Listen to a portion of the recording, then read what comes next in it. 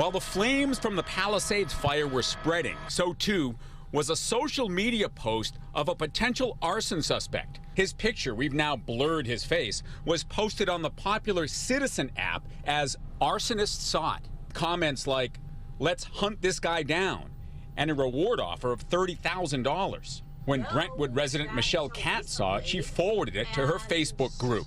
People post about all sorts of things on Facebook or Nextdoor, whether they lose a dog or a cat, and it seems to work. So why not find someone who's trying to destroy the neighborhood?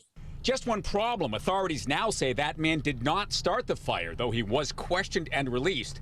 And a Citizen spokesperson told me today, once we realized this error, we immediately retracted the photo and reward offer. We are actively working to improve our internal processes.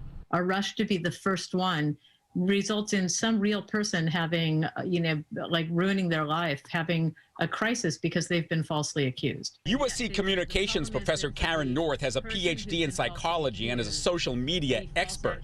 She calls this an example of digital vigilantism. Social media is a double-edged sword. What the problem is that what's so right about it, that it allows all of us to connect with each other and respond in real time to things both personal and global, also allows us to respond incorrectly. Of course, the threat of fire is so emotional, so frightening, it's perhaps understandable that people want to do what they can to catch an arson suspect. Michelle Katz feels bad about this case, but it is sad, for sure. But look at that Getty fire that was started by a homeless encampment. So the homeless are definitely an issue.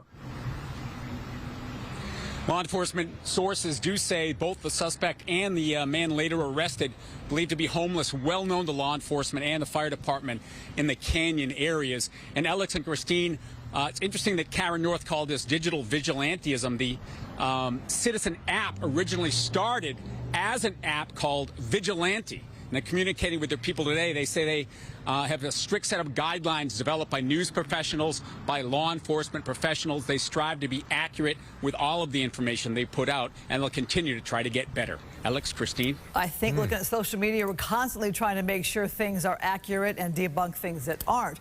Or so the person who was named, have we heard from him at all? No, he's believed to be a homeless person who has a record of being accused of arson in the past. So theoretically, he might have legal action against a Citizen app, though they did put out information which, strictly speaking, was accurate. He was an arson suspect. But if this was perhaps you or I with perhaps more resources and access to attorneys, it might be a different result, right? Mm-hmm.